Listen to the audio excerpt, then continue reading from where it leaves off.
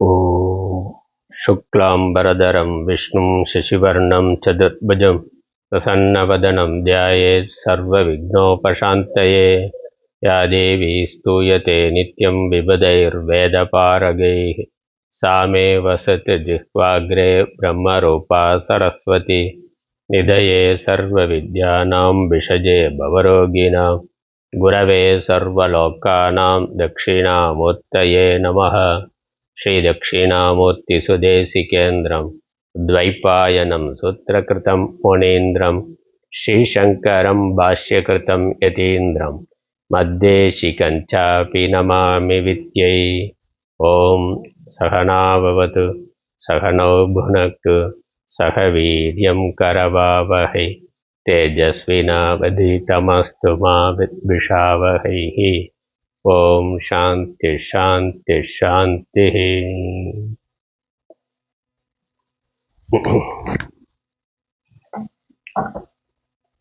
केनोपनिषद शांति मंत्र। ओम आप्यायन्तु ममांगानि वाक्प्राणश्चक्षुश्रोत्रमथो बलमिन्द्रियाणि च सर्वाणि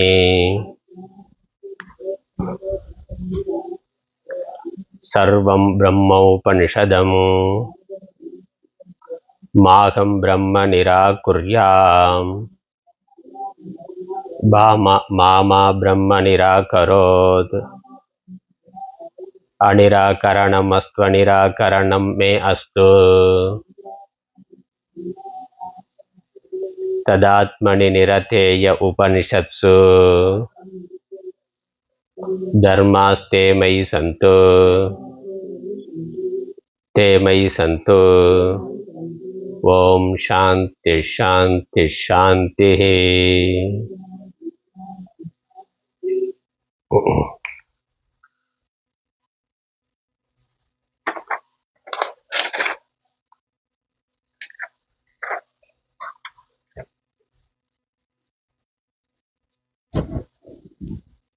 மூன்றாவது மந்திரம். न तत्र चक्षुर्गच्छति न वाग्गच्छति नो मनः न विद्मो न विजानीमः यथैतदनुशिष्यात् अन्यदेव तद्विदिदादतो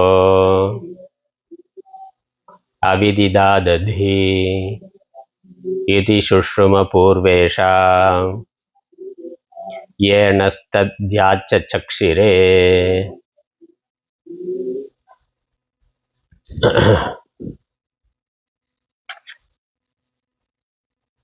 உடலிற்கு வேறாக இருந்து உடலை இயக்குகின்ற தேவன் யார்? இது சிஷ்யனுடைய கேள்வி. அந்த தேவன் கண்ணுக்கு கண்ணாக, காதுக்கு காதாக, பிராணனுக்கு பிராணனாக, மனதிற்கு மனதாக இருக்கின்றார் என்று குரு பதில் கூறினார். அதற்கு விளக்கத்தை மேலும் கூறுகின்றார். இந்த மூன்றாவது ஸ்லோகத்திலிருந்து அதை நம்ம பார்க்கின்றோம். அந்த தேவனை அறிந்து கொள்வதற்கு இந்திரியங்கள் பயன்படாது. அது அந்த தேவன், அந்த சக்தியானது, அந்த ஆத்மாவானது இந்திரியங்களால் அறியப்பட முடியாதது. அதனால் அப்பிரமேயம் அப்படின்னு பேரு. அது பிரமேயமாக இல்லை. அது தெளிவுபடுத்துவதற்காக அங்கு கண்கள் செல்லாது, அங்கு வாக்கு செல்லாது, அங்கு மனது செல்லாது என்று சொன்னார். இந்திரியங்களுக்கு விஷயமாகவே, மிக விஷயமாகக்கூடியவை என்றால் அது குணங்கள் உடையது தான் இந்திரியங்களுக்கு விஷயமாகும். ஒரு ரூபம், அதற்குன்னு ஒரு ரூபம் இருக்கணும், ஒரு வடிவம், அதற்குன்னு ஒரு நிறம் முதலான குணங்கள் இருக்க வேண்டும். ஜாதி குண கிரியா சம்பந்தம் என்று ஆச்சாரியர் அதில் விளக்கம் கொடுத்தார். ஒரு பொருள் தெரிய வேண்டும் என்றால் அது ஒரு தோன்றியதாக இருக்க வேண்டும். அது பிறந்த ஒரு பொருள். இப்போ ஜாதிங்கிறது தோன்றி இருக்கிறது, பிறந்து இருக்கக்கூடியது. இப்போ ஒன்று தோன்றுனா அதே மாதிரி பல தோன்றி இருக்கும். அப்படி தோன்றி வந்த ஒன்றுதான் நம் கண்களுக்கு தெரியக்கூடியதாக இருக்கும். இப்போ மண்ணுக்குள்ள இருக்குன்னா மண்ணுக்குள்ள எவ்வளவோ இருக்கு, அது நமக்கு தெரிவது இல்லை. எப்போ ஒரு மழை பெய்கின்றதோ அப்போ அந்த பூமிக்குள்ள இருக்கக்கூடிய அந்த விதைகள் முளைத்து செடி கொடி தாவரமாக வருது, புழு பூச்சிகள்லாம் வருது. இப்போ மழைக்கு முன்னாடி அது எங்கே இருந்தது? இருந்தது, பூமிக்குள்ளே தான் இருந்தது. பூமியில தான் அது விதையாக இருந்தது. அதற்கு அதிசூக்ஷ்மமாக அது இருந்தது. அப்படி இருக்கு, அது இல்லவே இல்லைன்னு சொல்ல முடியாது. இல்லவே இல்லாமல் இருந்து ஒன்று வர முடியாது. அப்போ அது விதையில் மண்ணில் இருந்தது, ஆனால் சூக்ஷ்மமாக விதை ரூபமாக காரண ரூபமாக அது இருந்தது. அது வெளிப்படுவதற்கான ஒரு வாய்ப்பு, அதற்கான தட்பவெப்ப நிலை, தண்ணீர், வெயில் முதலானவை போதுமான அளவு கிடைக்கின்ற பொழுது அது வெளிப்படுகின்றது, அது வளருகின்றது. அது வளர்ந்து அதுதான் நம்ம பிறத்தல்னு சொல்கிறோம். பிறப்புங்கிறது ஜாதிங்கிறது என்னது? பிறந்து வர்றது தானே. அப்படி அது வெளிப்பட்டு வருகின்ற பொழுது நம் கண்ணுக்கு தெரிவதாக இருக்கின்றது. அதனால ஒன்று தெரியணும் அப்படின்னாக்கா அது தோன்றியதாக பிறந்ததாக இருக்க வேண்டும். அப்புறம் தோன்றி வர்ற பொழுது அதற்கு குணங்கள் அப்படின்னு இருக்கு. கருப்பாக இருக்கிறது, சிவப்பாக இருக்கிறது, உயரமாக இருக்கிறது, குட்டையாக இருக்கிறது, இந்த மாதிரியான பல குணங்கள். அந்த குணங்கள் இருக்கிறதையும் நம்ம குணங்களை பார்த்து தெரிந்து கொள்ளலாம். இது இன்னது, இப்படிப்பட்டதுன்னு தெரிந்து கொள்ளலாம். குணம் இருக்கணும். ஆகாசம் இருக்கு, காற்று மாதிரி இருக்குன்னா அப்போ காற்றுல ஸ்பர்ஷங்கிற குணம் மட்டும் இருக்கு. அதனால நம்மளால தோளால தெரிந்து கொள்ள முடிகிறது. அது நம்ம உடம்புல படுற பொழுது நமக்கு குளிர்ச்சி வெப்பம்ங்கிறது தெரிகின்றது. அப்போ காற்று வீசுகிறதுன்னு தெரிந்து கொள்ளுகிறோம். வேற எப்படியாவது தெரிந்து கொள்ள முடியுமானா? கண்ணால் பார்த்து காற்றை தெரிந்து கொள்ள முடியாது. ஏன்னா கண்ணுக்கு தெரியக்கூடிய ஒரு குணம், அது தன்மை அதற்கு இருந்தால் தான் தெரியும். ஒரு ரூபம்னு இருந்தால் தான் கண்ணுக்கு அது தெரியும். காற்றுக்கு அந்த ரூபம்ங்கிற குணம் இல்லை, அதனால தெரியாது. ஸ்பர்ஷம்ங்கிற குணம் இருக்கிறதுனால அது தோளால் தொட்டு உணர முடிகின்றது. அப்படி அதற்குன்னு இந்த குணங்கள் இருந்தால் தான், ஸ்பர்ஷம், ரூபம், ரசம், கந்தம் இதெல்லாம் இருந்தால் தான் நம்ம இந்திரியங்களுக்கு அது தெரியக்கூடியதாக இருக்கும். அதே போல கிரியானா, அது ஒரு செயல், ஒரு இயக்கம் உடையதா இருக்கிற பொழுது அந்த இயக்கத்தை வைத்து கொண்டு நாம் அதை அடையாளப்படுத்தலாம், அது தெரியும். அப்படி நம்ம தெரிந்து கொள்ளலாம். அதனுடைய அசைவை வைத்து, காற்று இருக்குன்னா மரங்களுடைய அசைவை வைத்து கொண்டு காற்று வீசுகிறது தெரிந்து கொள்கிறோம். நம்ம நேரடியாக நம்ம உடம்புல பட்டால் நமக்கு தெரியுது. அதே சமயம் புறத்தில் அசையாமல் இருக்கக்கூடிய செடி கொடிகள், அந்த இலைகள் அசைகிற பொழுது அங்கே ஒரு கிரியை, ஒரு செயலானது நடக்கின்றது. அதை பார்த்து காற்று வீசுகிறதுன்னு நம்ம புரிந்து கொள்ளுகிறோம். அப்போ அப்படி கிரியையை வைத்து கொண்டு அதனுடைய இருப்பை நம்ம தெரிந்து கொள்ளலாம், அப்படி அறியலாம். அல்லது சம்பந்தம்னா அதோட தொடர்புடைய ஒன்றை வைத்து கொண்டு இதனால் இது இருக்கிறதுன்னு அந்த சம்பந்தத்தை வைத்து கொண்டு தெரியலாம். காரியத்தை வைத்து கொண்டு காரணத்தை நம்ம ஒரு அனுமானம், அது தெரியலைனாலும், அது நேரடியாக தெரியலைனாலும் அது அங்கே இருக்கு என்று நம்மால் சம்பந்தத்தை வைத்து தெரிந்து கொள்ள முடியும். புகையை பார்த்து அங்கே நெருப்பு இருக்குன்னு நம்மால் அறிந்து கொள்ள, நேரடியாக நம்ம நெருப்பை பார்க்கல, ஆனால் புகைங்கிற ஒன்று இருக்குங்கிறதுனால புகை நெருப்பு இல்லாமல் வராது. அந்த புகைக்கும் நெருப்புக்கும் ஒரு சம்பந்தம் இருக்கு, காரண காரிய சம்பந்தம் இருக்கு. ஆகவே அந்த புகைங்கிற காரியத்தை வைத்து கொண்டு காரியத்தை பார்த்து அங்கே நெருப்பு எரிகிறது என்று நம்ம தெரிந்து கொள்ளுகிறோம். அப்படி ஒரு விஷயத்தை தெரிந்து கொள்ளணும்னா ஜாதி, குணம், கிரியா, சம்பந்தம் இருந்தால் தான் தெரிந்து கொள்ள முடியும். அப்பொழுதுதான் அது விஷயமாக ஆகும்.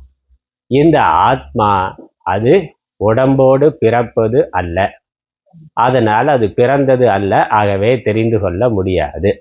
அப்புறம் ஆத்மாவுக்கு ஒரு குணம் இருக்கானா? குணம் இல்லை, ஆகவே தெரிந்து கொள்ள முடியாது. அதற்குன்னு ஒரு கிரியை இருக்கானா? அது நைஷ்கர்மியமாக இருக்கு, ஆகவே தெரிந்து கொள்ள முடியாது.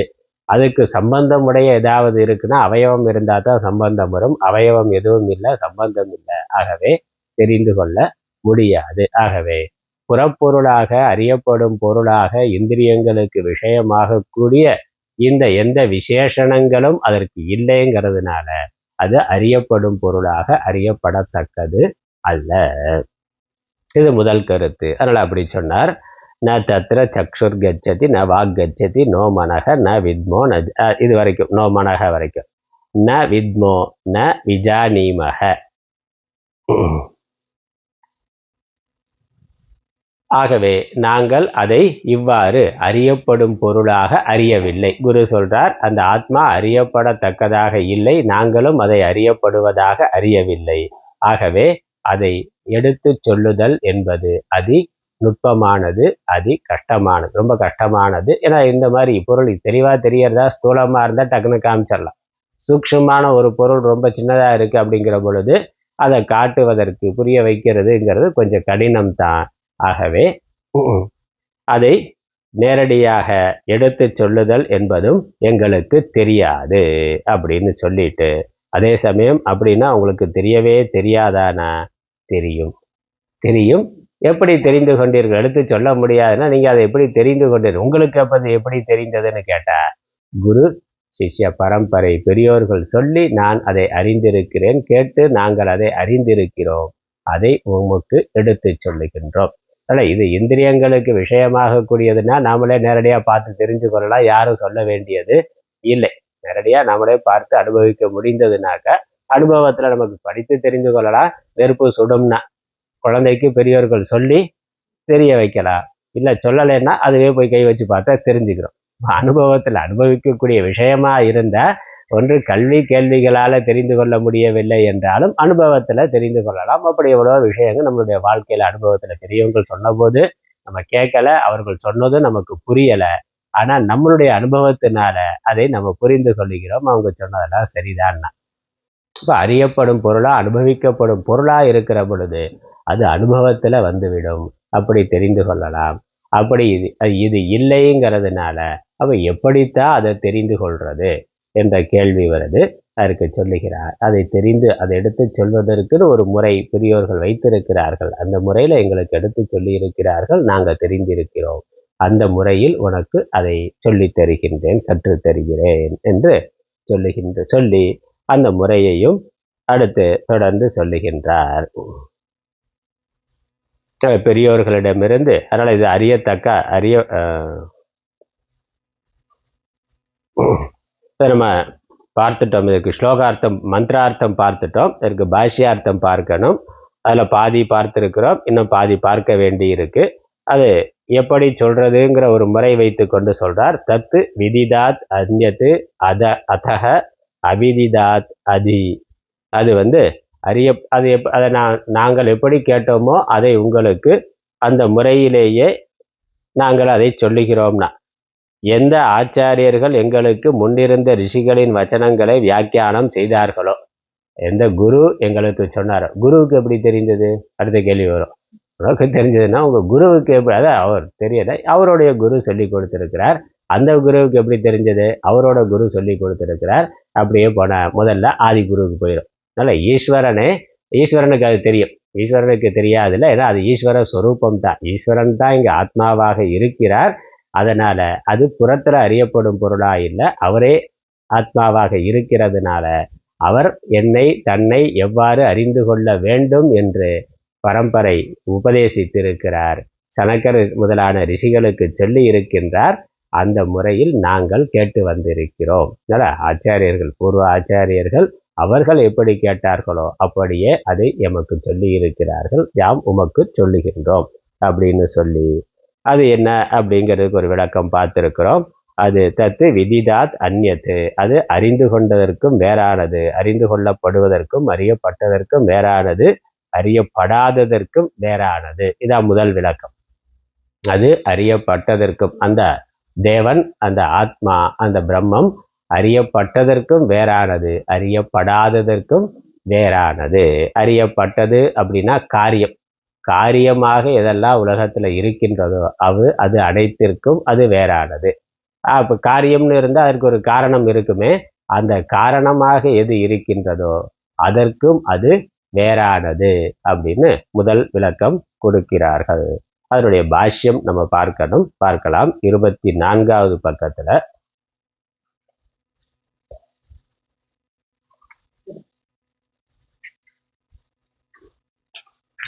இருபத்தி 4வது பக்கத்துல மேல சம்ஸ்கிருதத்துல இருக்கு, அதை நான் முதல்ல சொல்றேன், அதுக்கப்புறம் தமிழ்ல இருக்கிறத தமிழ் அர்த்தத்தை பார்க்கலாம். நம்ம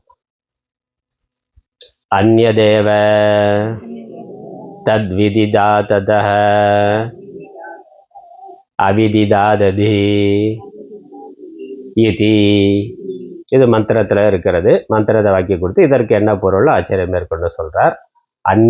அந்யதேவ பிருத்தக் ஏவ தத் யத் பிரகிருதம் ஸ்ரோத்ராதீனாம் ஸ்ரோத்ராதி இதி உக்தம் அவிஷயம் ச தேஷாம் தத்விதிதாத் அந்யதேவ ஹி விதிதம் நாம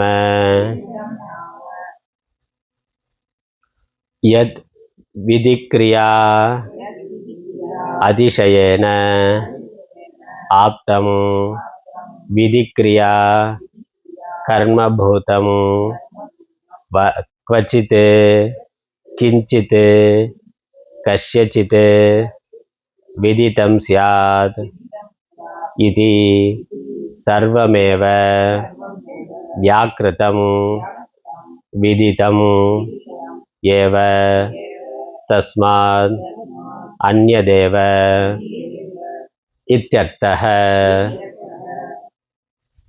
அது அறியப்பட்டதற்கும் வேறானது. அறிந்ததற்கு, அறியப்படுவதற்கு, அறியப்பட்டதற்கு வேறானது. எதெல்லாம் அறியப்படுவதாக இருக்கின்றதோ அதற்கு வேறானது. என்ன விளக்கம்? ஆச்சாரியர் ஒரு வார்த்தைக்குன்னு சொல்றார். அந்யத்து ஏவ.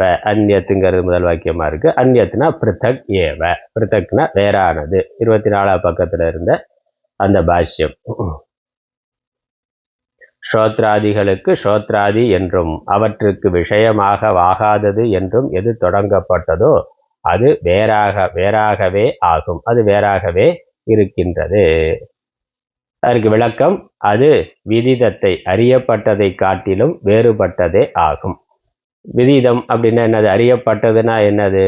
எது வேதனம். எது வேதனம்?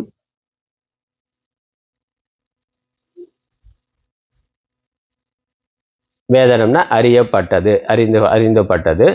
தத்து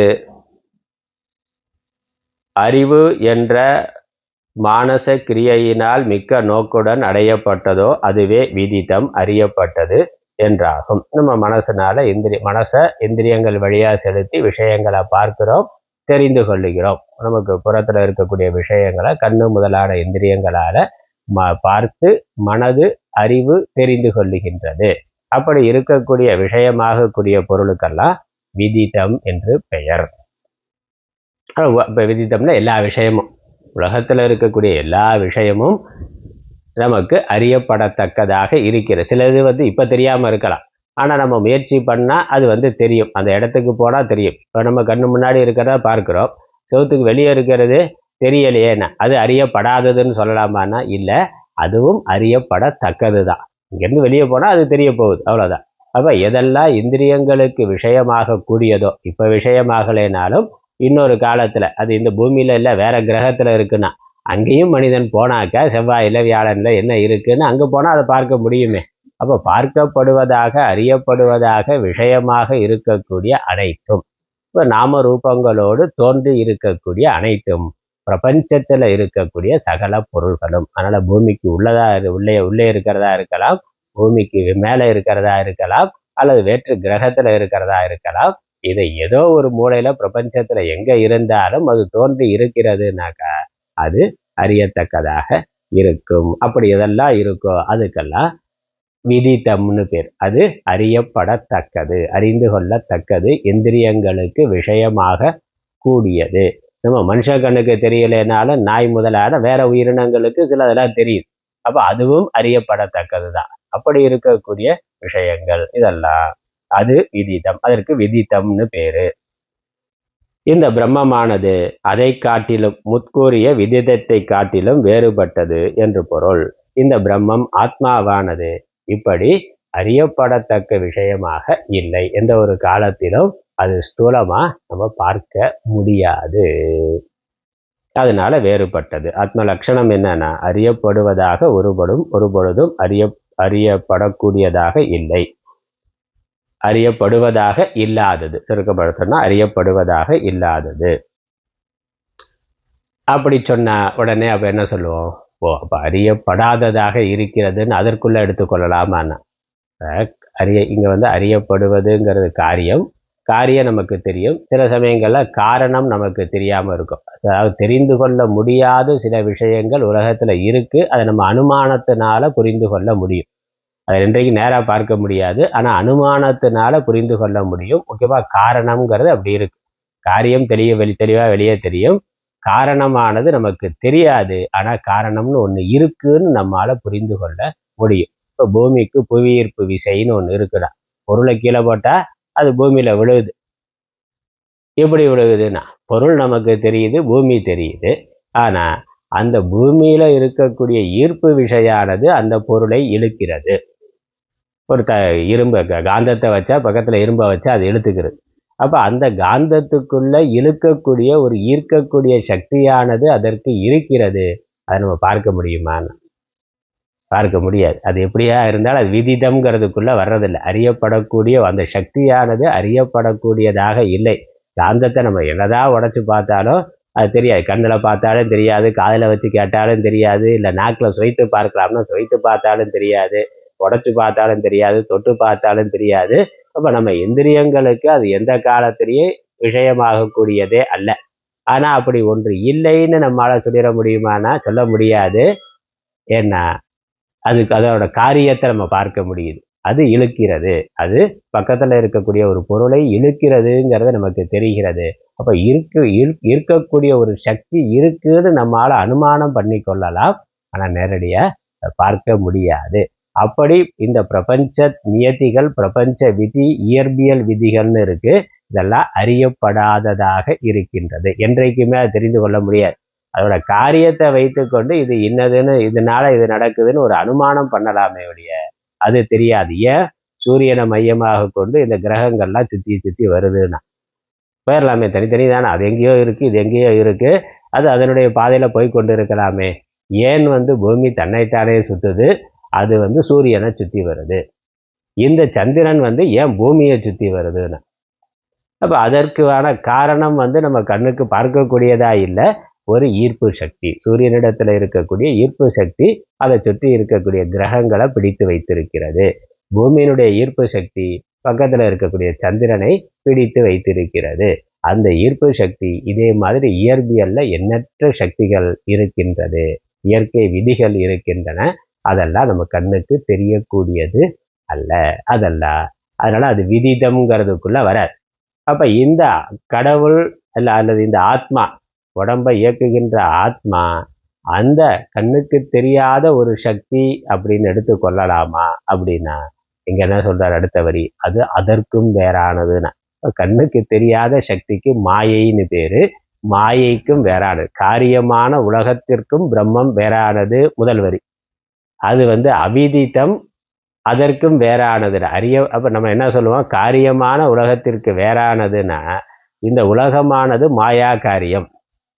காரியமான உலகத்திற்கு வேறானதுன்னா அப்ப இந்த உலகத்திற்கு காரணமான மாயை என்று அந்த பிரம்மத்தை எடுத்துக்கொள்ளலாமானா இல்லை, அது மாயைக்கும் வேறானது அப்படின்னு காமிக்கிறதுக்கு தான் அடுத்த வரியை சொல்றாரு. அவிதிதாத் அத்தக, அது அவிதிதம், அறியப்படாததற்கும் வேறானது. அதற்கான விளக்கம் வருது.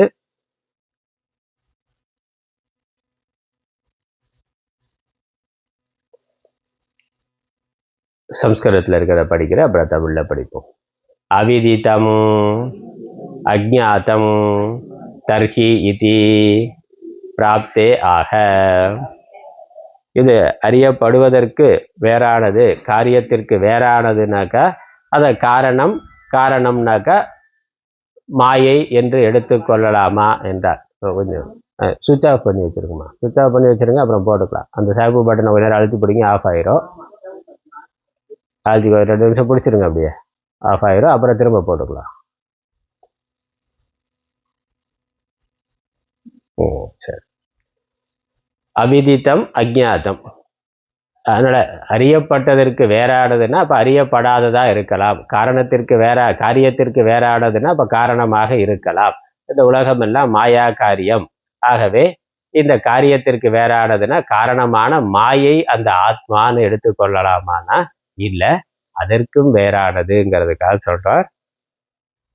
அதஹ அபி அவிதிதாத் விதித்த விபரீதாத் அவ்யாக்கிருதாத் அவித்யா லக்ஷணாத் வியாக்கிருத பீஜாத் அதி இதி உபரி அர்த்தே லக்ஷணயா அன்யத் இத்யர்த்தः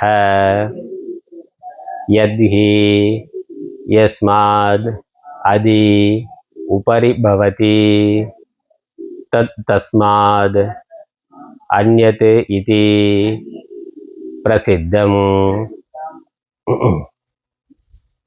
அதனுடைய பாஷ்யம் நம்ம தமிழ்ல இருக்கிறத பார்த்தோம்னாக்கா,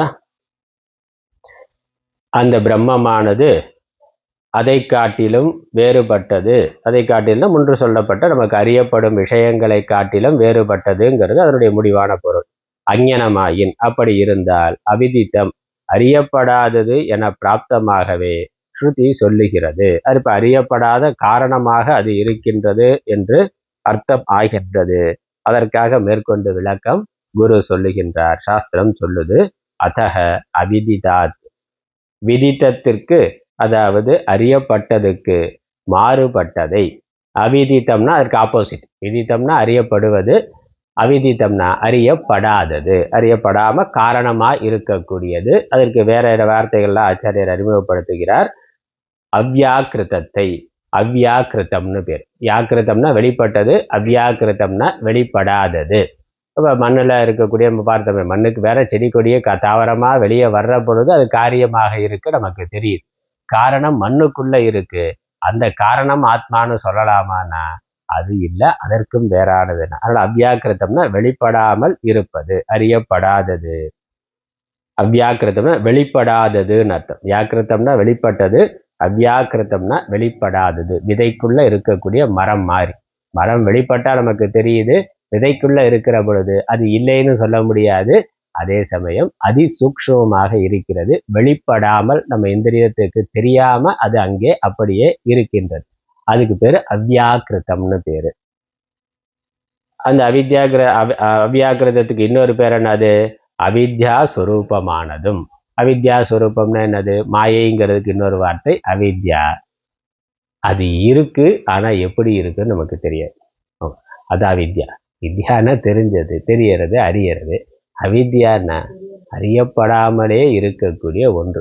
இந்த உலகம் எப்படி தோன்றியது, எப்படி நடக்கிறதுங்கிறது அனுமானம்தான் பண்ணலாமே ஒழிய நம்மால் அதை முழுவதுமாக இப்படி இந்த சக்தியினால உலகம் நடக்கிறது, இது இப்படி இருக்குன்னு நம்மால தெள்ள தெளிவா சொல்ல முடியாது. ஆனா ஏதோ ஒன்று இருக்கு, இல்லை? ஏதோ ஒன்று இருந்து இதை நடத்தி கொண்டிருக்கிறது. அது எதுங்கிறது நமக்கு தெரியாது. என்ன காரணம் அப்படிங்கிறத நம்மால புரிந்து கொள்ளவே முடியாது. அதனாலதான் அதுக்கு அவித்யான்னு பேரு, அஜ்ஞாதம்னு பேரு. அஜ்ஞாதமான ஒரு சக்தியானது இருக்கின்றது. இப்ப நாம பிறக்கிறோம், நம்ம பிறக்கிறதுக்கு எது காரணமா இருந்தது? ஒரே வீட்டுல 4 குழந்தை பிறக்குது. அது அம்மா அப்பாவோட ஜீன்ல இருந்து வந்ததுன்னா அம்மா அப்பா எப்படி இருக்காங்களோ அப்படியே தானே வரணும். ஒரு பேப்பரை வச்சு ஜெராக்ஸ் எடுத்தா நாளும் அதே மாதிரி தானே இருக்கும். அந்த ஜெராக்ஸ் பேப்பர் ஏதாவது மாற்றம் இருக்குமா? ஒன்று ஒவ்வொரு கலரில் வருமா? வேறு ஏதாவது டிசைன் மாறுமா?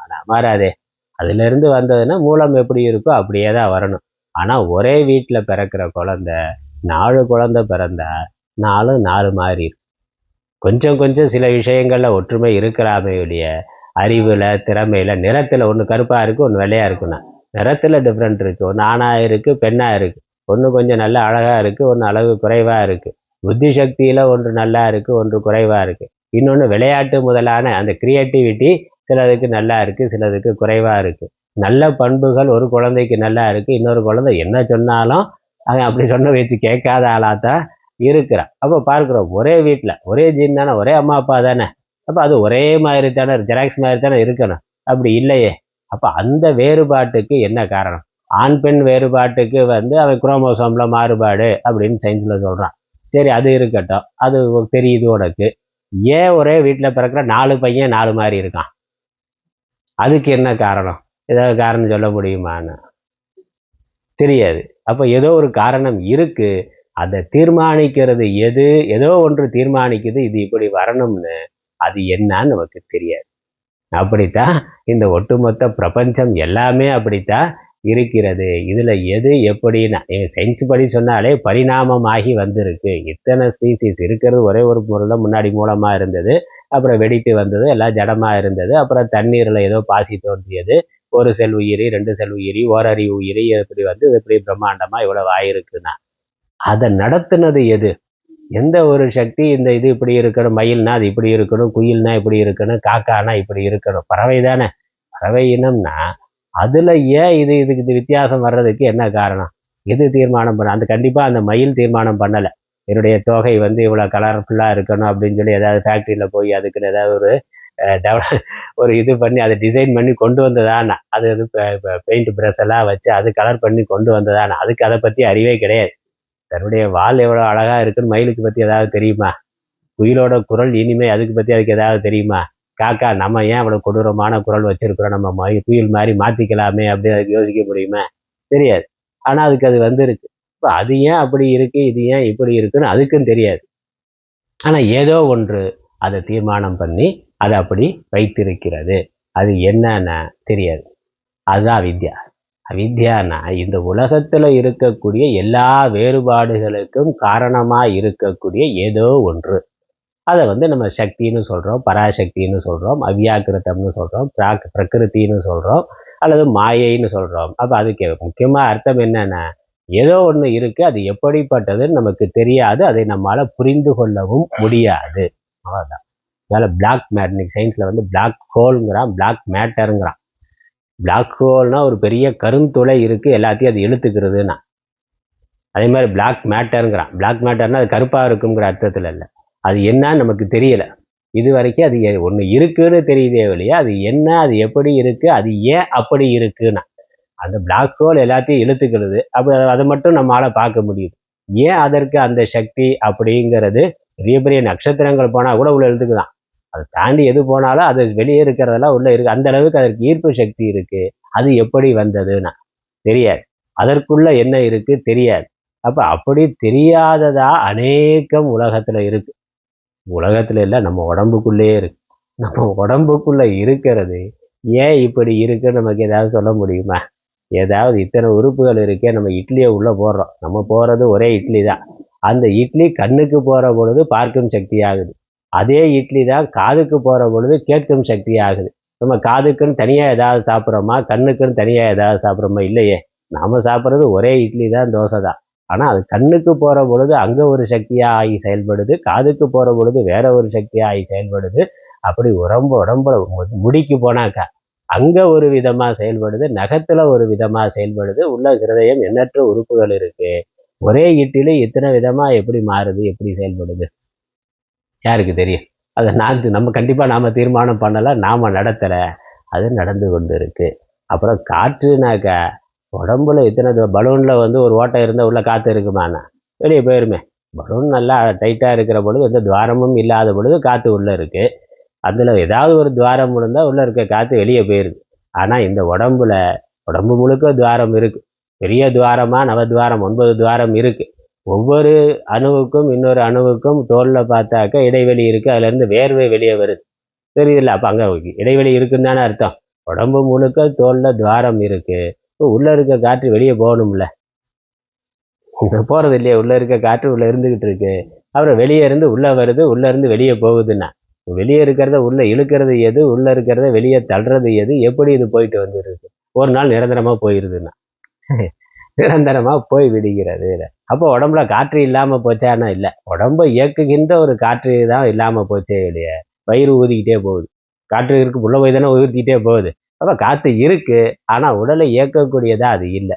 அப்ப இது நாள் வரைக்கும் இயக்க வச்சது எது? இப்ப இயக்கம் இல்லாம போக செய்தது எது? தெரியாது. ஏதோ ஒண்ணு அதை நடத்தி கொண்டு இருக்கு. தூங்குறோம், தூக்கத்துக்கு நம்மளை இழுத்துட்டு போறது எதுன்னே நமக்கு தெரியாது. படுக்கதான் நம்ம முடியுமே ஒழிய தூக்கம் எப்படி வருதுன்னு நமக்கு சொல்ல முடியாது. அந்த ரகசியம் தெரிஞ்சா மாத்திரை போடாமலே தூங்கிடலாம். ஆனா நமக்கு அது தெரியல. படுக்கிறோம் அவ்வளவுதானே ஒழிய அது வந்து குழந்தை பார்த்தா 16 மணி நேரம் தூங்கிட்டே இருக்கு. ஒரு வயசாக குறைஞ்சி 8 மணி நேரம் தூங்குறான். 40-50 வயசுக்கு மேலே ஆச்சுனாக்கா அது குறைஞ்சிக்கிட்டே போய் இருக்குது. அப்போ நம்ம தூங்கணும்னு விரும்பினாலும் படுக்கத்தான் முடியுது. மற்ற எல்லா கொசுவெல்லாம் கடிக்காமல் கொசுவலை, ஏசி எல்லா வசதியும் பண்ணி வச்சாலும் தூக்கத்தை வர வைக்கிறது நம்ம கையில் இல்லை, ஏதோ ஒன்று வர வைக்குது. சரி, தூங்குனாலும் அப்படியே நிரந்தரமாக தூங்கிட்டே இருக்கலாம்ல, ஏதோ ஒன்று அதை விழிக்க வைக்குது. தூங்கிக்கிட்டு இருக்கிற ஒன்றை அது தூக்கத்திலே இருக்க, ஓய்விலேயே இருக்க, அப்படியே இருக்கா, ஏதோ ஒன்று கண்டிப்பாக நாம கிடையாது. ஏன்னா அந்த இடத்துல நான்கிறதே நமக்கு இல்லாமல் இருக்குது. எப்போ விழிக்கணுங்கிறது நம்மளுடைய திட்டத்தில் இல்லாமல் இருக்குது. ஏதோ ஒன்று இந்த உடலை விழிக்க வைக்கிறது. ஏன் தூக்கமே இல்லாமல் 24 மணி நேரம் உடம்பு இயங்கிக்கிட்டு இருக்கலாம்ல. உள்ளுறுப்புகள், இதயம் இயங்கி கொண்டு இருக்கு, மூளை இயங்கி கொண்டு இருக்கு, மற்ற உறுப்புகள் ஓய்வெடுக்குது. ஏன் எல்லா உறுப்புமே தூக்கத்துக்கே போகாமல் 24 மணி நேரம் வேலை செய்யக்கூடாது? செய்யலாமே. இதயம் வேலை செய்யுதுன்னா, மூளை வேலை செய்யுதுனாக்கா, கண்ணு பார்க்கறது, காது கேட்கறது, எப்பொழுதும் 24 ஹவர்ஸ் அது இயங்கிக்கிட்டே இருக்கலாமே. ஆனால் அப்படி இல்லை. அப்போ எது அதை ஓய்வெடுக்க வைக்குது, எது அதை விழிக்க வைத்து செயல்பட வைக்குது நமக்கு தெரியாது. ஏதோ ஒன்று இதை நடத்தி கொண்டு இருக்கு. இதில் நாம் நினைக்கிறோம் இதை நாம் பெரிய ஆள், நாம் தான் எல்லாத்தையும் பண்ணி கொண்டு இருக்கிறோம்னு. இந்த சுண்டு விரலை அசைக்கிறது கூட நம்ம கையில் இல்லை. முடி வளர்றது நம்ம கையில் இல்லை. முடி வெள்ளையாகிறதா கருப்பாகிறதா நம்ம கையில் இல்லை. எதுவே இல்லை. இன்னும் நடந்துட்டு இருக்கு. உடம்பு நடந்து கொண்டு இருக்கு, உடல் இயக்கம் போய்கொண்டு இருக்கின்றது. அப்படி இந்த ஒட்டுமொத்த பிரபஞ்சமும் ஏதோ ஒரு மாயா, அதனாலதான் மாயா சக்தின்னு சொல்றாரு. அது அவித்யா மாயா அப்படின்னா அது என்னன்னே தெரியாத ஒன்று ஒரு திட்டத்தோட நடத்தி கொண்டு இருக்கு. அதுல ஒரு ஒழுங்கு இருக்கு, அது நடந்து கொண்டு இருக்கு. அதுதான் மாயா. அதனால அது காரணம். அந்த சாஸ்திரம் என்ன சொல்லுது, அந்த காரணம் அந்த காரணத்திற்கும் வேறாக ஒன்று இருக்கு. அதுக்கு ஆதாரமா அது இருந்து செயல்படுவதற்கும் ஆதாரமா வேற ஒன்று இருக்கு. அதனால இந்த ஆத்மா, இந்த சைத்தன்யம், அது அந்த அவித்தை, அந்த மாயை அதுவும் கிடையாது, அதற்கும் வேறானதுன்னா.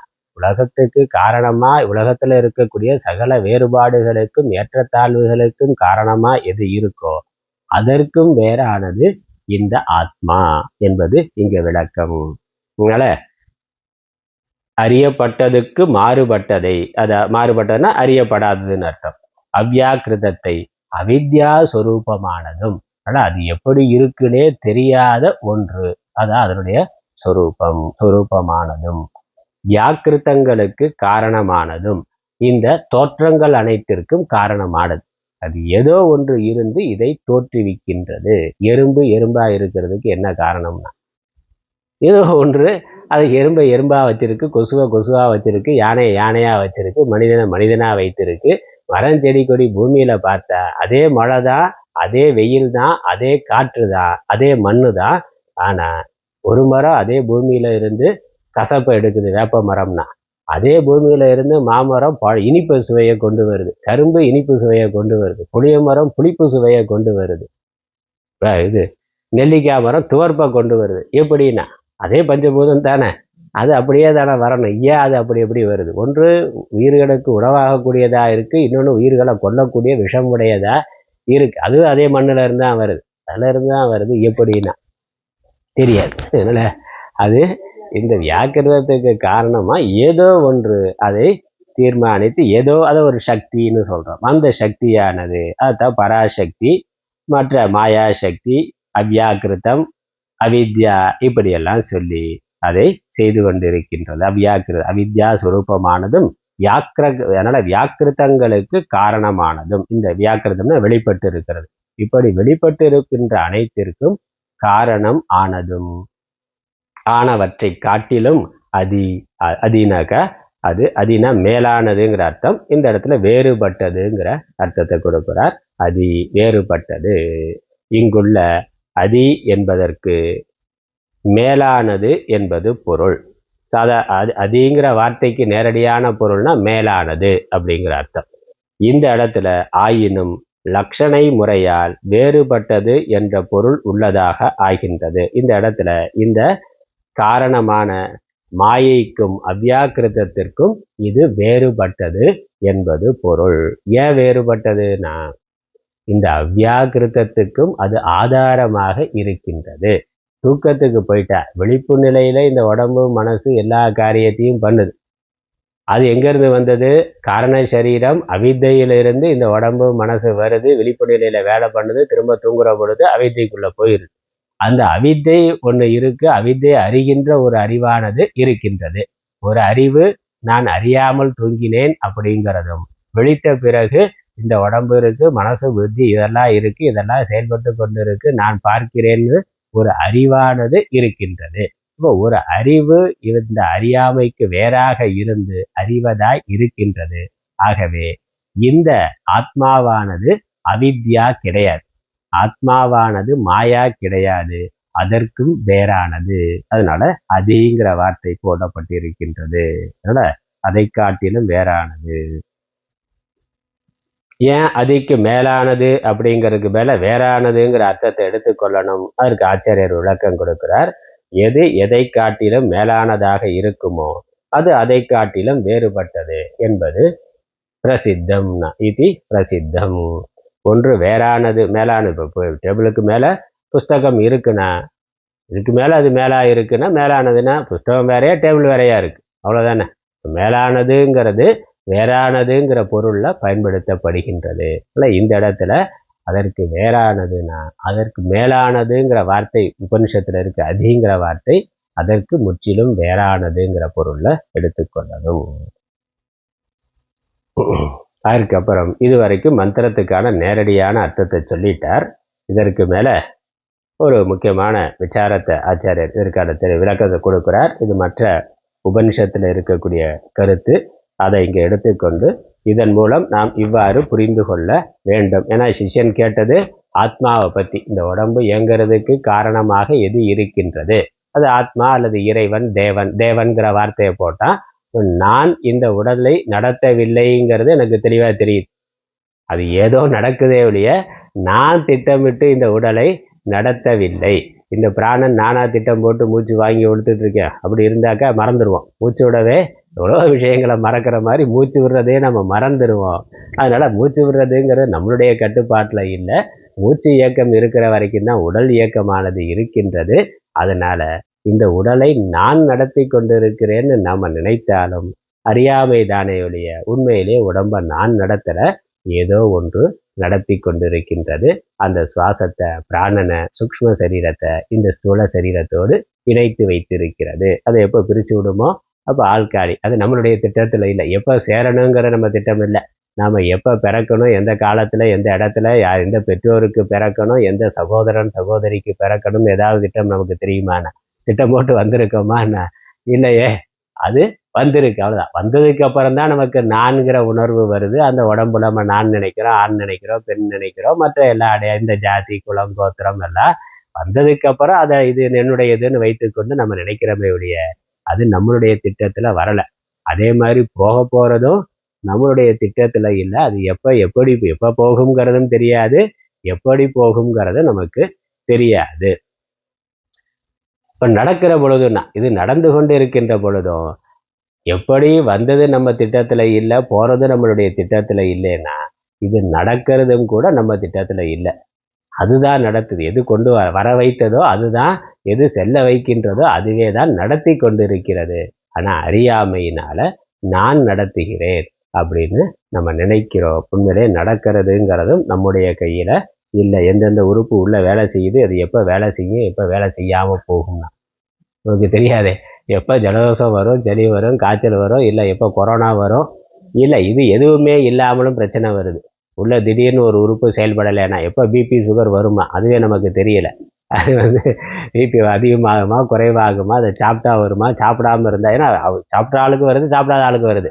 கேன்சர் நீ சிகரெட் பிடிச்சதுனால தான் வந்தது, மது குடித்ததுனால தான் கேன்சர் வருதுங்கிறா. இல்லாதவனுக்கு வருது இல்லை. எதுவுமே எந்த கெட்ட வழக்கமும் இல்லாதவனுக்கும் அந்த நோய் வருது.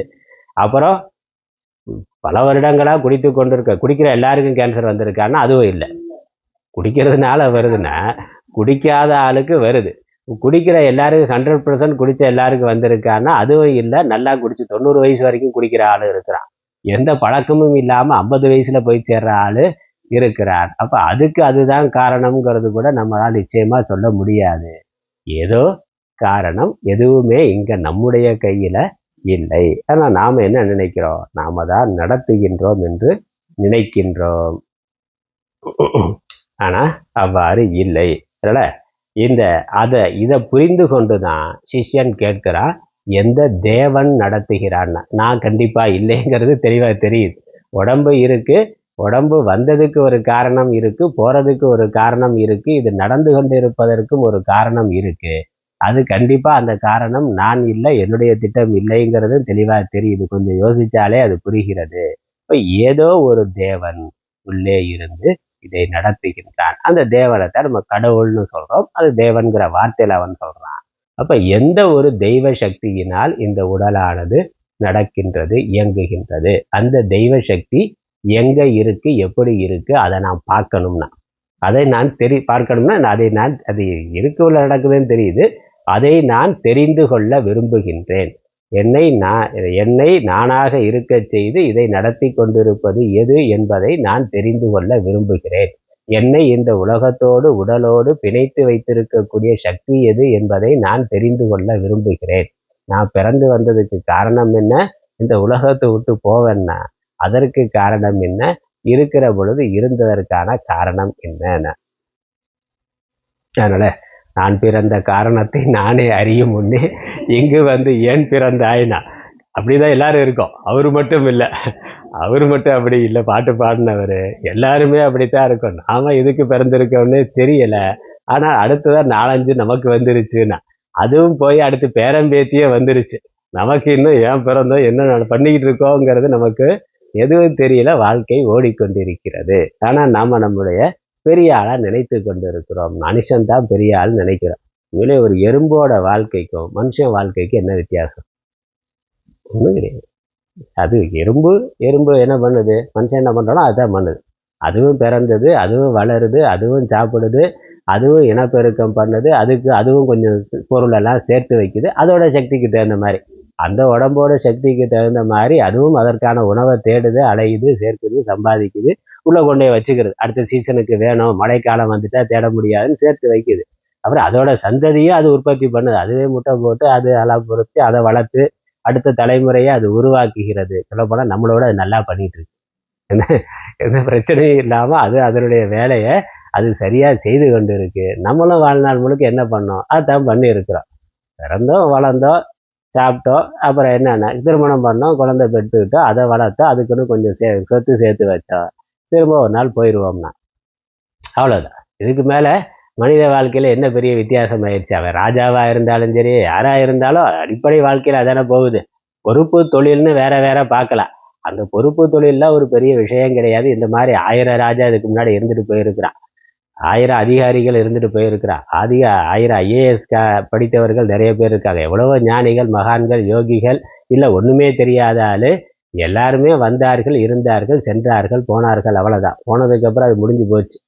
அதுக்கு மேலே வேற ஒன்றும் இல்லை. அதனால இந்த உடம்போ உயிர் வாழ்க்கையோ இதில் இருக்கக்கூடிய விசேஷமா ஒன்றுமே கிடையாது. எல்லா எறும்பு என்ன பண்ணிக்கிட்டு இருக்கோ அதைத்தான் மனுஷன் உடம்புல இருந்து நாம பண்றோம். தேவலோகத்தில் தேவர்களும் அதைத்தான் பண்ணிட்டு இருக்கிறான். அவனை நம்ம இங்கே டிவியில் உட்காந்து பார்க்கறத அவன் நேரடியாக லைவாக ரம்பா மேனா ஒரு வச்சு டான்ஸை பார்த்து இருக்கான்னா ஒரு இடத்துல அதானே சொல்லுது. அங்கே என்ன பண்ணுறான்?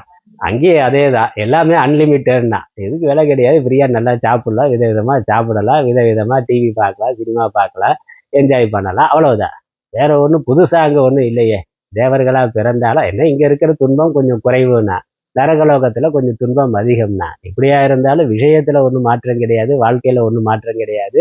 அந்த சரீரமும் ஒரு நாள் போக போகுது. அங்கே பார்க்குற விஷயங்கள் அதுலேயே அங்கேயும் போட்டி பொறாமை சண்டை எல்லாமே இருக்கு. இங்க என்ன இருக்கு அது எல்லாமே எல்லா லோகத்திலையும் இருக்கு, எல்லா ஜீவராசிகளுடைய வாழ்க்கையிலையும் அது இருக்குன்னா அப்ப என்னதான் இங்க வித்தியாசம்? ஒன்றும் கிடையாது. அப்ப இதெல்லாம் நடத்திக்கிட்டு இதெல்லாம் யார் நடத்துறதுன்னா, எந்த தேவன் எந்த ஒரு சக்தியினுடைய திட்டத்தினால நம்முடையதுன்னு எதுவும் இல்லை. நம்முடையது நான் சொல்லிக் கொள்வதற்கு நாம எதையோ நினைத்து கொண்டிருந்தாலும் ஒன்றும் இல்லை. ஏதோ ஒன்றோட திட்டப்படி நாம உடல் நடந்து கொண்டு இருக்கு. நம்மளுடைய மனசு புத்தி எல்லாமே அந்த ஒன்றோட திட்டப்படி தான் நடந்து கொண்டிருக்கு. நாம நம்மளுடைய அறியாமையினால நான் நடத்துகிறேன்னு நம்ம நினைக்கிறோமே ஒழிய ஏதோ ஒண்ணு நடத்தி கொண்டிருக்கிறது. சித்தனுடைய கேள்வி, அந்த ஏதோ ஒண்ணு எங்க, அது எதுங்கிறதும் அதை நான் அறிந்து கொள்ள விரும்புகிறேன், அந்த ஒன்றை நான் அறிந்து கொள்ள விரும்புகிறேங்கிறத சிஷ்யனுடைய கேள்வி. குரு இது வரைக்கும் சொன்ன பதிலை வைத்து அந்த ஒன்று எதுங்கிறத நம்ம எப்படி புரிந்து கொள்றது? அதுக்கு தான் ஆச்சாரியருங்க விளக்கம் கொடுக்குறார். குரு நேரடியாக அந்த ஒன்று இது அப்படின்னு சொல்லலை, அப்படி ஒன்று இருக்கிறதுங்கிறத மட்டும் காட்டி இருக்கிறார். அந்த ஒன்று அறியப்பட்டதற்கும் வேறாக, அறியப்படாததற்கும் காரண காரியங்களுக்கு வேறாக அந்த ஒன்று இருக்கிறதுங்கிறத காட்டி இருக்கிறார். அவர் அதை நம்ம இன்னும் சரியா எப்படி புரிந்து கொள்வதற்கு ஆச்சாரியர் மேற்கொண்டு பாஷ்யத்தை தொடருகின்றார். அதனால இது ரொம்ப முக்கியமான பகுதி. இந்த விளக்கங்கள் எல்லாம் மற்ற உபனிஷத்துக்கள்லையும் வந்திருக்கு. சாந்தோக்கிய உபனிஷத்து, மாண்டோக்கிய உபனிஷத்து, பிருகதாரண்ய உபனிஷத், இது எல்லாத்துலேயும் இருந்தும் கருத்தை எடுத்துக்கொண்டு ஆச்சாரியர் இங்க என்ன சொல்ல வர்றார்? குரு இந்த சிஷ்யன் என்ன புரிந்து கொள்ள வேண்டும், என்ன புரிந்து கொண்டார். ஏன்னா இந்த குரு சொன்ன பதில் சிஷ்யனுக்கு புரிந்து கொண்டது. எந்த தேவன்னு அவர் சொன்னாரோ அது புரிந்து கொண்டார். அவர் எப்படி புரிந்து கொண்டார் அப்படிங்கிறத நம்ம கொஞ்சம் விசாரம் பண்ணணும். ஆகவே ஆச்சாரியர் மேற்கொண்டு சொல்றார். விதிதம் தத் அல்பம் மர்த்தியம் துக்காத்மகம் ச இதி ஹேயம் தஸ்மாத் விதிதாத் அன்யத் பிரம்ம இதி உக்தே து அஹேயத்வம் உக்தம் ஸ்யாத் ததா அவிதிதாத் அதி இதி உக்தே அனுபாதேயத்வம் உக்தம் ஸ்யாத் கார்யார்த்தம் ஹி காரணம் அன்யத் அன்யேன உபாதீயதே அதஹ ச ந வேதிதுஹ அன்யஸ்மை பிரயோஜனாய அன்யத் உபாதேயம் பவதி இதி ஏவம் விதித அவிதிதாப்யாம் அன்யத் இதி ஹேய உபாதேய பிரதிஷேதேன ஸ்வாத்மனஹ அனன்யத்வாத் பிரம்ம விஷயா ஜிக்ஞாசா சிஷ்யஸ்ய நிவர்த்திதா ஸ்யாத். இது வரைக்கும் பார்ப்போம். எது விதித்தம், இந்த அறியப்படக்கூடிய விஷயம் அப்படிங்கிறத எடுத்துக்கொண்டு ஆச்சாரியர் விளக்கம் கொடுக்கிறார். அறியப்பட்டதற்கும் வேறானது ஆத்மா பிரம்மம்னு சொல்லியாச்சு. இந்த ஆத்மா பிரம்மங்கிறது இருக்கட்டும், இந்த அறியப்பட்டது அப்படின்னா அது எப்படி இருக்குங்கிறத பற்றி ஒரு ஆராய்ச்சி பண்ணுறார். அறியப்பட்டதுன்னா நம்மால் அறியப்படுவதா காரியமாக இருக்கக்கூடியது. காரியம்னாக்கா ஒரு காலத்தில் தோன்றியது.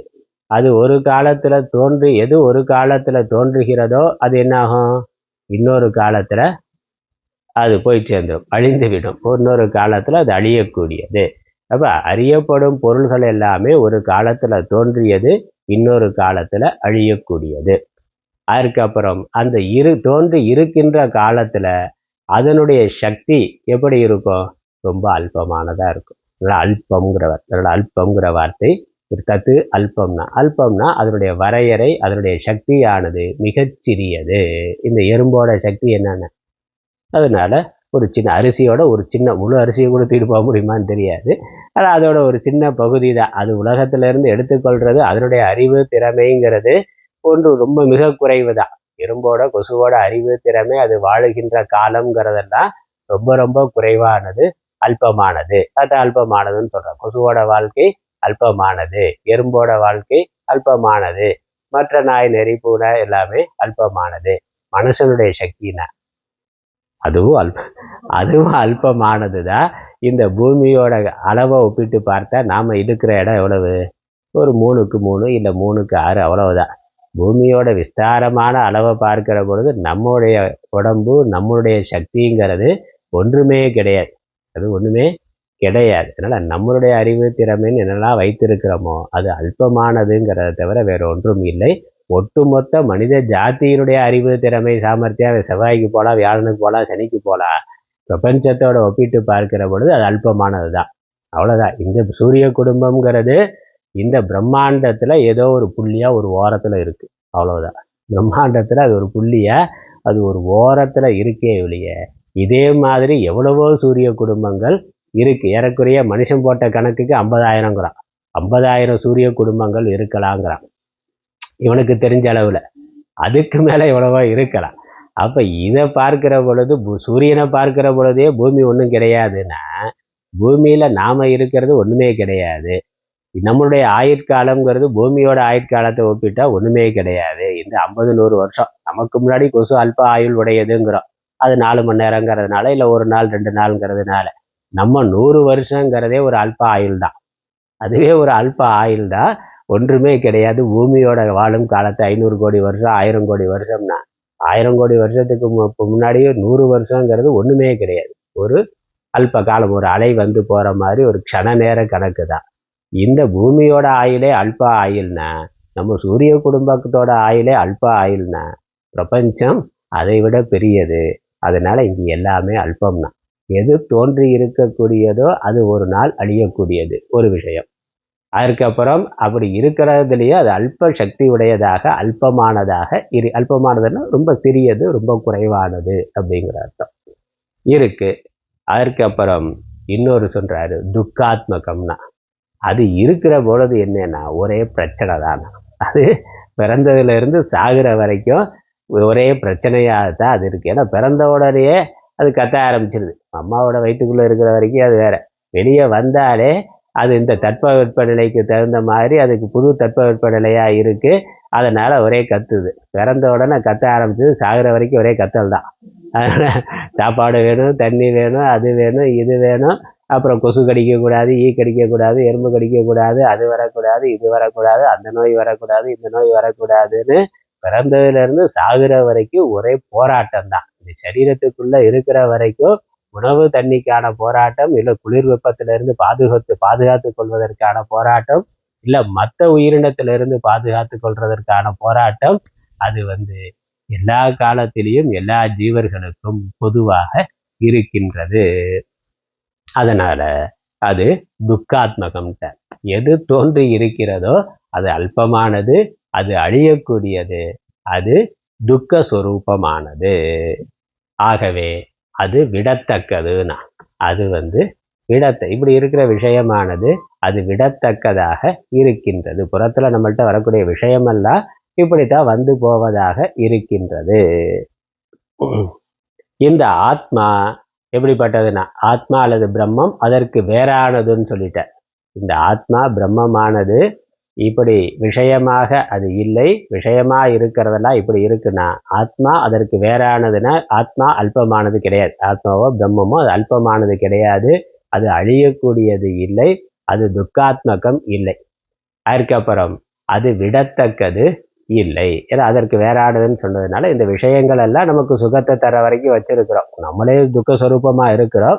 இந்த துக்கத்தை போக்கிக் கொள்வதற்கு புறத்துல இருக்கக்கூடிய ஒரு விஷயமானது நமக்கு உதவி பண்ணுது. பசி வந்தா, தாகம் வந்தா வெளியே இருக்கக்கூடிய தண்ணீரோ உணவோ நமக்கு ஒரு சகாயம் பண்ணுது. இந்த துக்கத்தை போக்கிக் கொள்வதற்கு தற்காலிகமா உதவி பண்ணி கொண்டு இருக்கு. அதனால நாம் அதை வைத்துக் கொள்றோம். அதை கொடுக்கலைன்னா விட்டுறோம். அப்ப பொருள்கள் எல்லாம் சேர்க்கத்தக்கதாகவும் விடத்தக்கதாகவும் இருக்கின்றது. விஷயமெல்லாம் அது எப்போ அழியக்கூடியதோ, செத்துட்டாக்கா அது எவ்வளவுதான் அன்புக்குரியவரா நெருக்கமானவரா இருந்தாலும், திக்கன் தின்னா இருந்தாலும், நகமும் சதையா இருந்தாலும், அந்த உடம்புல இருந்து உயிர் போயிட்டா அது அம்மாவா இருக்கலாம், அப்பாவா இருக்கலாம், மகளா இருக்கலாம், கணவன் மனைவியா இருக்கலாம். அதற்கு மேல அந்த உடம்பை வச்சு நம்ம ஒன்றும் பண்ண முடியாது. அதை விட்டுத்தான் ஆக வேண்டும். அது நெருப்புல போட்டோ அல்லது மண்ணுல போட்டு புதைச்சோ அது தியாகம் செய்துதான் ஆக வேண்டும். வேற வழி இல்லை. அப்ப விஷயமா எது இருக்கோ அது விடத்தக்கது என்பது. இந்த ஆத்மா பிரம்மம் விஷயம் இல்லைங்கிறதுனால அது துக்க சொரூபம் இல்லை, அல்பம் கிடையாது, அழியக்கூடியது அல்ல. அது மட்டும் இல்லை, அது விடத்தக்கதும் அல்ல. அதை விட முடியாது. புறத்துல இருக்கிற விஷயங்களை நம்ம விடலாம். ஆனா ஆத்மாவை ஒரு பொழுதும் ஒருவனாலும் விட முடியாது. ஒரு கருத்து. அதே மாதிரி அவிதிதம் அப்படிங்கிறதுக்கும் விளக்கம் கொடுக்கிறார். இந்த அவிதிதம் எப்படிப்பட்டதுன்னா அதற்கு விளக்கம் வருது. நம்ம அதை அடுத்த வகுப்புல பார்க்கலாம். ஆரம்பிச்சோம்னாக்கா இங்க பார்த்த வரைக்கும் தமிழ்ல படிச்சுட்டு அடுத்த வாரம் தொடருவோம். ஆயினும் எது எதை காட்டிலும் மேலானதாக இருக்குமோ அது அதை காட்டிலும் வேறுபட்டது என்பது பிரசித்தமே பார்த்தோம். எது விதித்தமோ, இங்கதான் முக்கியம். எது விதித்தமோ, விதிதம்னா வேதனம், அறியத்தக்கது என்ற மானச கிரியைக்கு விஷயமானதோ அது எதெல்லாம் நம்மால விஷயமா பார்க்கப்படுவதா, இந்திரியங்களாலும் மனதாலும் அறியப்படுகின்றதோ அதெல்லாம் அற்பமாகவும், அற்பம்னா பரிச்சின்னம், வரையறை, லிமிட்டேஷன், எல்லை உடையதாக, அல்பமான சக்தி, அல்பமான இருப்பு, அல்பமான அறிவு எல்லாமே அல்பமானதாக இருக்கின்றது, வரையறைக்குட்பட்டதாக இருக்கின்றது. அப்புறம் மர்த்தியமாகவும், அழிவை அடையக்கூடியதாகவும், அழிந்து போகக்கூடியதாகவும், ஒரு காலத்துல அது இல்லாமல் போகக்கூடியதாக, அப்புறம் இருக்கிற பொழுதும் துக்க சொரூபம் உள்ளதாகவும் ஆவது பற்றி. இப்படி இந்த விஷயம் இந்த மூன்று தன்மையும் உடையதா இருக்கிறதுனால அது கேயம், விடக்கூடியதாக ஆகும். அது அழிவை அடைகிற பொழுது விட்டு விடுகிறோம். துக்கத்தை கொடுத்தா அது விட்டு, பிரச்சனையாச்சுன்னா அதை விட்டு விடுகிறோம். இப்படி அதெல்லாம் விடக்கூடியதாக இருக்கின்றது. அதனுடைய சொரூபத்தை புரிந்து கொண்டாலே நமக்கு அதன் மேல இருக்கக்கூடிய பற்று போய்விடுகிறது. ஆகவே அது விடத்தக்கது ஆகின்றது. அத்தகைய விகிதத்தை காட்டிலும் வேறானது பிரம்மம் என்று சொல்லப்பட்டதோ அது அகேயத்துவம் ஆனது, அது விடக்கூடியது அன்று என்பதானது சொல்லப்பட்டதாக ஆகின்றது. அதனால இந்த விஷயம்னாக்கா ஆத்மா பிரம்மம் விஷயம் இல்லை, விஷயம்னா விடத்தக்கது. ஆகவே ஆத்மா விஷயம் இல்லை என்பதனால விடத்தக்கது அல்ல, நம்மால் அது விட முடியாது.